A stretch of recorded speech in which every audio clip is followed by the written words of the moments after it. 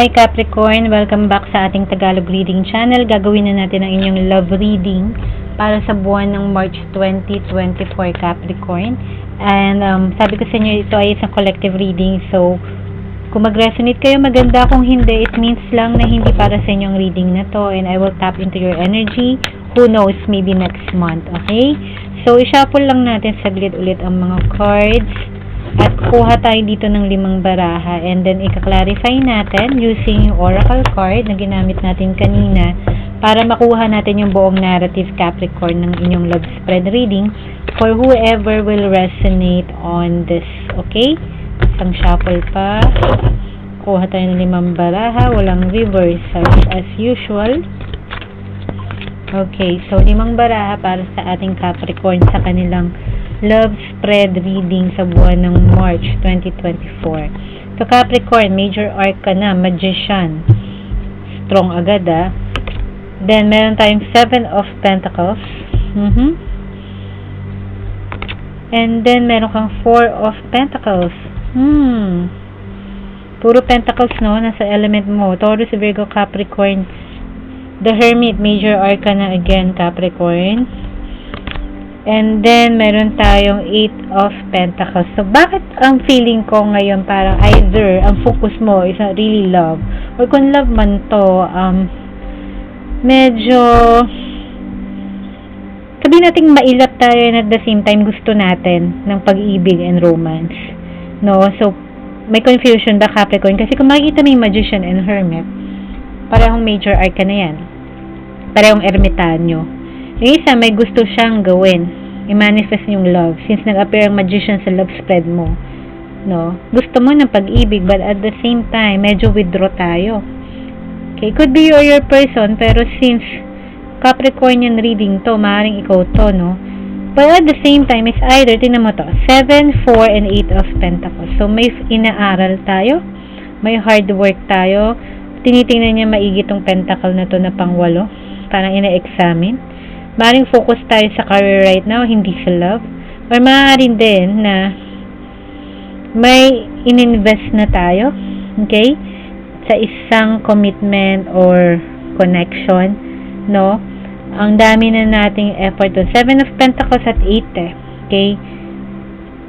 Binuhos natin yung panahon at oras and at the same time, medyo may hindi tayo willing, no? Mag-open up nitong 7 and 8 na to ng mga pinaghirapan, time and energy. Parang I feel like parang it was put on waste lang, no? Kasi nag-hold on ka or nag-hold back ka. Hawak mo yung 4 of Pentacles or takot tayo na magbigay. Yun yung nararamdaman ko dito, no? Okay, may alam mo yun, self-love ang peg natin, no? Hindi man selfish, pero baka mas priority natin yung sarili natin. Okay, so ika-clarify natin ng oracle card, Capricorn, no? Para makuha natin yung narrative for whoever will resonate on this. Ika-clarify natin isa-isa yung mga cards mo, Capricorn. Okay? Okay, sa Magician, clarify ng stillness. 7 of Pentacles, meron kang potential. So, may stillness, may potential, devotion, yung 4 of Pentacles. May hold back, no?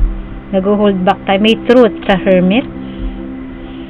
Ang 8 of Pentacles, merong death and magic. Ito yung rebirth, no?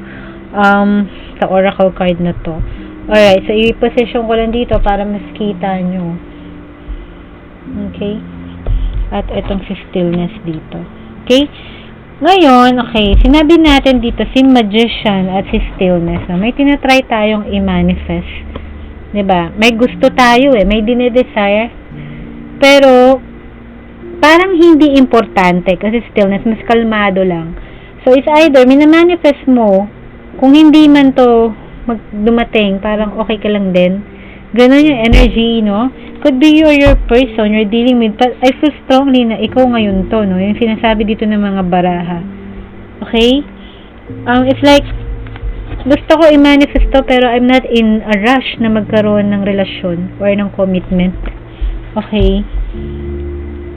Now, this is in-invest mo na time and energy. I think you're playing the field, may mga kinikilala ka, may dinidate ka, or nasa isang relationship ka rin before, or open-ended na sitwasyon na walang commitment, no? Na nag-aantay ka ng return of investment or ng reward or something na may mangyari, or could be you or your person, no? May potential sana kung may galaw. Okay? But ang feeling ko nga, parang okay ka lang naman din na walang galaw. Kahit gusto mong i-manifest yung romance, may stillness. Bakit gano'n? Dalawang energy, parang nandito ka. So, yung Four of Pentacles mo, parang nag-hold back ka, no?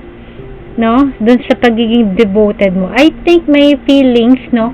You feel strongly sa isang tao or sa isang sitwasyon. Pero parang hindi mo aaminin, no? Ikinikip mo sa sarili mo, to yourself, na may potential to, maaring mag-grow to into something more. Okay? Parang takot tayo, no? So, hinuhold mo yung Four of Pentacles towards sa dibdib mo, kinikim-kim mo. Maaring hindi mo sinasabi kung gaano ka rin ka-devoted or invested sa connection na to.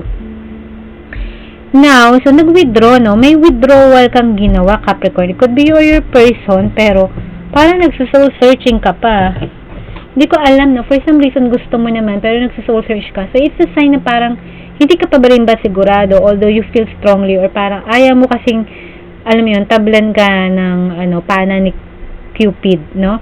So, nag-withdraw ka sa katotohanan. So, in denial tayo, na may nararamdaman na tayo, na maaari tayong ma-fall doon sa isang tower, sa isang connection, or na-fall na tayo. So, nag-withdraw, nag-hold back ka sa devotion at sa truth na yan, na nandyan. So, medyo in denial tayo. Inaaral natin kung ano ba talaga itong nararamdaman ko towards this person. Okay? Kaya sa Eight of Pentacles mo, no, may death and magic. So, may involved to na, kasi nandiyan yung magician, kaya nandiyan na manifestation and changes. Okay? Ang tingin ko, no, mas focus tayo sa ibang area ng buhay natin, like money, career, okay? Or, meron tayong tinatry na ibuhayin na connection, no? Okay? Dahil, kung bubuhayin mo yan, death and magic, no? Ima-manifest mo, magician, di ba? Pero kalma ka lang kasi, no? Kalma lang eh. Stillness kasi yung magician mo kanina, di ba? Ito, pakita ko lang uli, Yan, no? Yung magician and stillness, no? Parang okay lang kung hindi ko makuha, okay lang din kung nandyan. Ano ba talaga yung gusto mo? If you want it, kung dinidesire mo, dapat make it work. Yung Eight of Pentacles, no? Yun nga, magkakaroon ng transformation kung i-desire mo talaga yung person na to, kung ipupursue mo, kung i-chase mo. Okay? May transformation. You can save yung person na yun. Pwede mo silang makipa, pwede mo silang pigilang lumayo sa'yo. So, yun yung nararamdaman ko sa energy mo, Capricorn, no?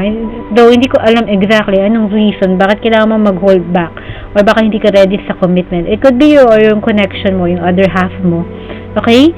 So, sana nag-resonate kayo sa inyong love reading for the month of March 2024. Remember na maaaring mag-resonate to in the next 3 to 6 months. March, April, May, June, July, August. Okay? I'll see you, Capricorn, on your next month reading. Take care. God bless. Mahal ko kayo, Capricorn. Bye!